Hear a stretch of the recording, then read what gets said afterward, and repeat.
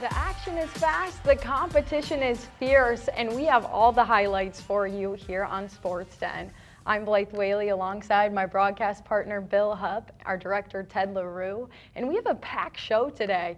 We have hockey, we have basketball, even some wrestling. Bill, it's going to be a good one. It's a fun winter sports time of the year. Centennial Spring Lake Park had a cat clash visiting Blaine in girls hockey, and we'll also take you to highlights of Blaine visiting Gentry Academy. Yeah, and for hoops, SLP took on Coon Rapids in a cat clash, actually, I guess, just one cat and one bird, a clash. And then also a couple cat clashes for the men and the women's as Centennial and Blaine went head to head. Absolutely. We have some wrestling as well as Spring Lake Park Irondale hosted a quadrangle featuring a couple of our teams. So we'll get you highlights from that one as well. So, Bill, let's get started. Let's dig in and find out what that first highlight is.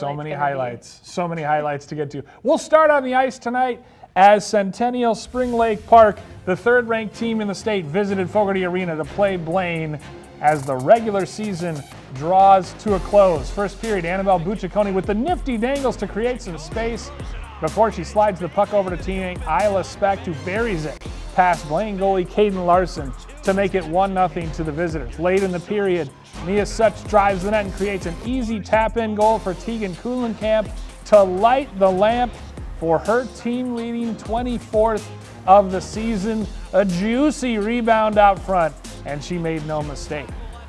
Josie Kelsenberg tips in Katie Ball's shot from the point to make it 3-0 Cougars. Bengals on the power play when Bella Brady fires one past Kaya Weiland from center point to get Blaine on the board. Cougars led it 3-1 after 2. Now early in the third period, Lillian Renslow off the pretty assist from Katie Ball, and it was 4-1 Cougars. Then later in the period, it would be more Renslow as she slips one past the netminder Larson to make it 5-1. And then late in the game, Such pounces on a rebound in front to add a goal along with her first period assist. She's one of 3 Cougars with 40 points on the season. 6-1. Yeah, it was a really good game. I think my line worked really well together tonight, and we were just grooving out there. It was a fun game to play. How much fun is it to play a Blaine team whose teammates, you know a lot of the girls on that team? It must be extra special to beat them whenever you do. Yeah, definitely. I mean, it's a big cat fight, so it's always super fun going up against Blaine and just knowing a lot of the girls. I know a lot of our team grew up playing with some of them, so it's always special to win against them. Yeah, I think our team's looking really good, and I think we're just figuring out how to keep incorporating the team, played team hockey, and we kept incorporating the D, all our forwards, and just getting it deep and working hard. I think that gives us a lot of success. Why is the offense clicking so well right now? Yeah, well, I think our offense is so good because the girls on our team are super close, and we're all best friends, so it's just so much fun to play with your best friends, and that's why we have Chem.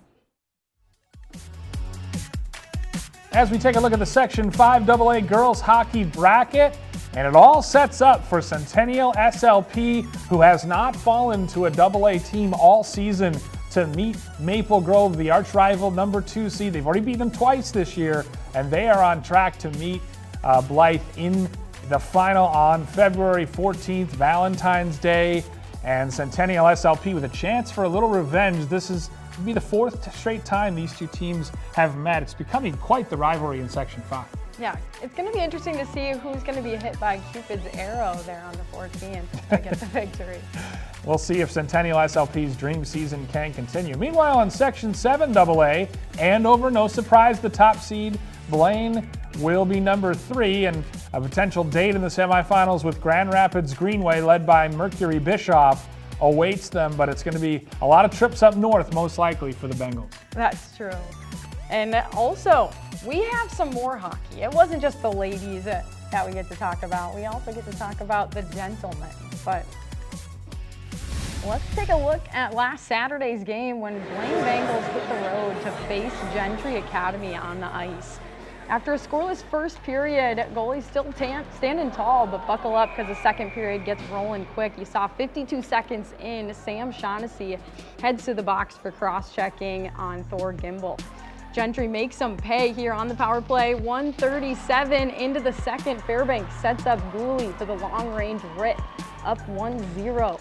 but Blaine answers back in style. Bethel to Goosey, he centers it for Franklin Liu to flip it home, tying it 1-1. The Bengals are not done though. Less than 3 minutes later, Shaughnessy to Goosey to Schwartz from just inside the blue line. Bengals grab a 2-1 lead to end the second. But Gentry comes flying in the third. Just 21 seconds in, it's Rooney, tight space, buries it 2-2. This game heating up. It nearly tilts Gentry's way here in just a moment as Kudensik is forced to make the stop. A mad scramble in front, bodies everywhere, but Blaine survives. Let's see that again. Tough break for Gentry right on the doorstep. Then Blaine, a chance of their own. Botch sends it across in transition, but the shot just wide. Bengals another opportunity in front, denied. Rossi goes full stretch to keep it level as we see that again. Quite impressive snag with the kitchen mitt. But Gentry breaks through late as Sanchez shot stopped, but Rotajunka crashing second effort scores game winner. Gentry Academy takes it 3-2. If you take a look at the standings, the highest team of ours, Blaine, 6-4 on the conference, 12-8 overall. Rogers still leading, undefeated in conference play, 19-1-1 overall. But Spring Lake Park, Coon Rapids, 3-7 in conference, 9-12 overall, and Centennial, 3-9, 6-14 overall. So Blaine gonna have some big matchups coming up as they look to continue to move up. I could be wrong, but I think Rogers might be moving to Section 7 this year, in which case sets up a potentially really tasty section final between them and Andover. Of course, Section 5 with Maple Grove, Champlin Park, Totino will be loaded as well. Spring Lake Park, Coon Rapids find themselves in that section. Let me take a look at the schedules. Blaine having lost a few here recently, but will be on the road against Andover here on the 4th and at home for a 3-game stretch taking on Champlin Park, Centennial, and Elk River Zimmerman. So hopefully those home games are going to help if they aren't able to take care of business on the road versus Andover. But Centennial won their last one against Armstrong Cooper and will take on White Bear Lake, and a cat clash coming up there on the 6th against SLP Coon Rapids, and of course another one against Blaine. But SLP Coon Rapids, they lost, they won, and now going to be on the road against Mountain View and Centennial in their next couple. Yeah, a couple nice blowouts for them. They'll visit Centennial on Thursday. Of course, we'll have that game for you right here on North Metro TV. But Blythe, it's not just the ice where the action is heating up. It's also heating up on the hardwood, as we've seen recently. There's some really, really good basketball being played up here in this region. Bill, there was so many close games lately between our teams, so these are going to be some fun highlights. Absolutely, and we'll kick it off to you to get them started. Here we go.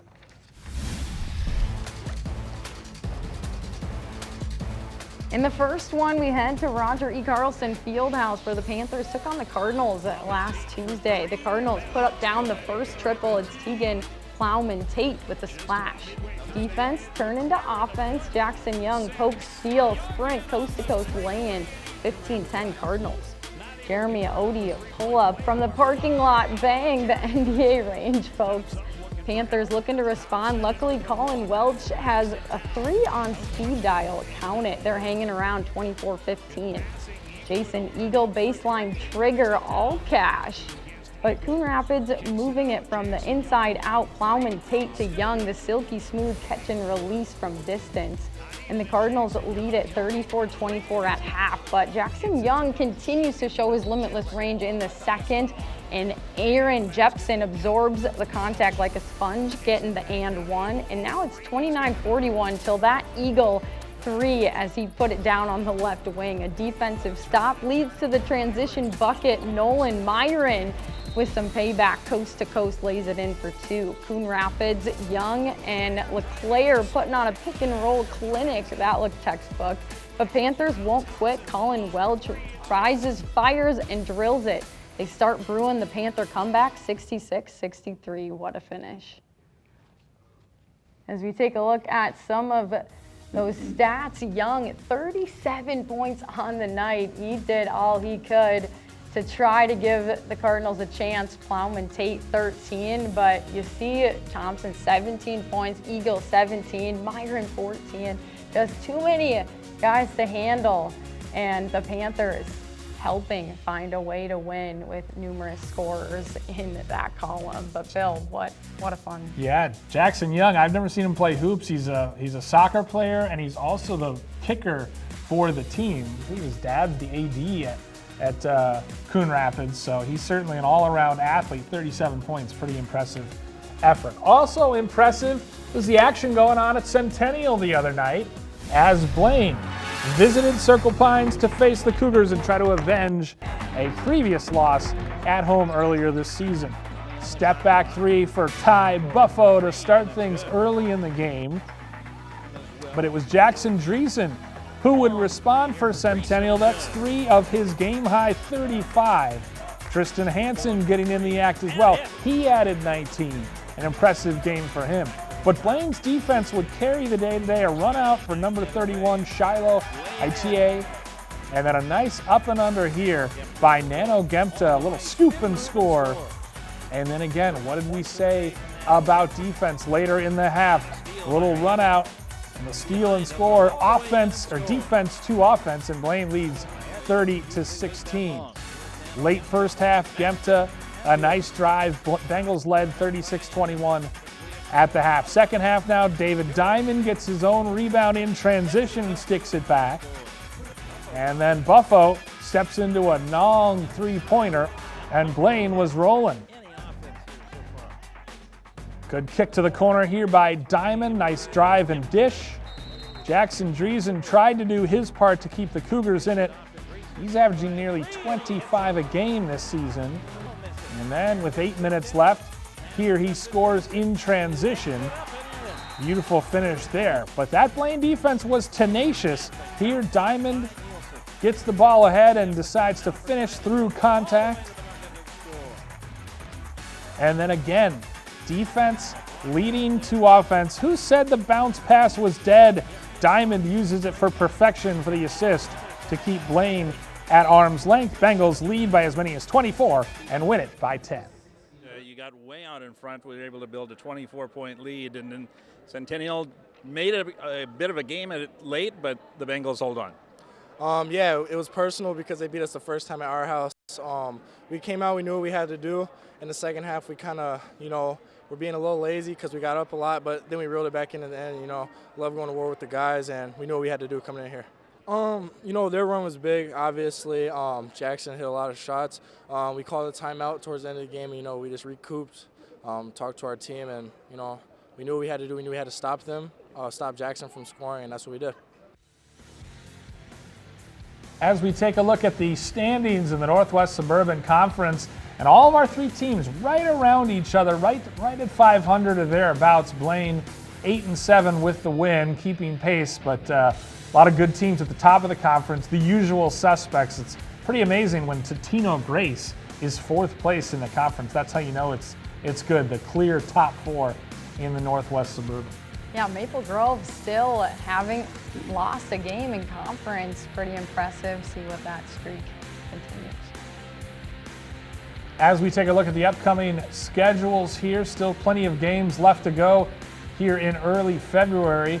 Tough stretch of games coming up for Blaine, hosting Champlin Park, then on the road for 3 straight before returning home for Elk River. Centennial, meanwhile, has a tough one in hosting Totino Grace and then going to Champlin Park in a couple weeks. Spring Lake Park trying to break the Schneid 2-game losing streak for the Panthers at the moment. They've got a couple winnable games coming up. We'll see how things turn out for SLP. And the gentlemen weren't the only ones playing basketball these past few days. The ladies also hit the court. So let's take a look at the Cat Clash in Blaine, where the Cougars and the Bengals went head-to-head in a battle that went down to the wire. Early on, Del Medico threads the needle to Autumn McCall in traffic as she finished strong, getting heated up in the lane. But Blaine punches back. Mara Hawley, quick trigger from deep, puts the Bengals to their first lead 10-7. Cougars answer. Who else? Autumn McCall cash in from 3, her 10th triple on the season. Centennial back on top. Ball movement crisp. McCall finds Matthews, soft touch off the glass. The Cougars stretch their lead 19-12. But McCall proved it. She can also shoot from the baseline. Another three for Autumn McCall. But Blaine won't go away. Inside out kick. Holly dialing up the long distance, and it's tied at 22. A 1-point game at half, but the second half, Autumn McCall takes over. She says down one, no problem, straight to the cup and gets the and one on the right, and now the left. Autumn McCall did it again and again, but the Bengals look to counter. Cummings, full steam right to the bucket, gets the foul. Blaine up by 5. Cougars staying calm though. They'll swing it around, find Delmedico, pure from deep, back within 2. Now under 3 minutes, McCall again, ice in her veins, step back triple. Cougars lead 44-42. Mara Hawley looking to claw back into it. She's popping and she's hitting from 3. Blaine won't back down. Jansen is gonna send it on over to Cummings to find her rainbow 3, swirling in right there at it with 2 minutes left. Another triple from Cummings. She keeps them coming, but Cougars hold their ground with some clutch free throws, 62-58 at the final. What does it feel like to accomplish this tonight? I mean, it's awesome, especially against, a gifted team like Blaine. We knew coming into it their zone was going to be tough, but honestly, it's all my teammates. They're the ones that got good passes. We just work really well together tonight. What do you think of victory against the Bengals to be able to sweep them means as you look to finish out the regular season? It feels pretty good. This is obviously the outcome we were looking for going into it, and knowing that seeding-wise it looks better for us too. So just a great team effort. Good win tonight. And as we look at that game summary, we have to mention Autumn McCall getting her game high this season, 37 points, very impressive effort. And Mara Hawley, 17 on the other side. Wozniak, 12 points, Cummings, 12. But Delmedico, 10, and Matthews, 6, all helped create the Cougars' victory with 62. But a back and forth game. This one, the fact that it went down to the wire, Bill, just made it fun how many lead changes we did have throughout. Yeah, Centennial really needed all 37 of Autumn McCall's points as we take a look at the upcoming schedules, we'll start with the standings in the Northwest Suburban Conference. And again, our team's well represented. Yeah, Centennial on top for our teams at 9-4 in the conference. Anoka, of course, leading the way. They still have yet to lose in conference, 13-0. Maple Grove also 9-0. But Blaine sitting down there 7-8, 10-11. Still some opportunities to advance up. Tino Grace sitting at 7-3, but Spring Lake Park 3-11 and 5-16. Now we'll take a look at those upcoming schedules. There's a couple road games await Blaine and Centennial coming up, and Blaine looks to snap a 2-game losing streak, visiting River Falls in Wisconsin in a couple days. Centennial, meanwhile, a couple tough ones coming up with Tino Grace and Stillwater, 4 of their next 5 on the road. Yeah, in Spring Lake Park, they'll be taking on Osseo here on the 7th after being on a couple-game losing streak as well.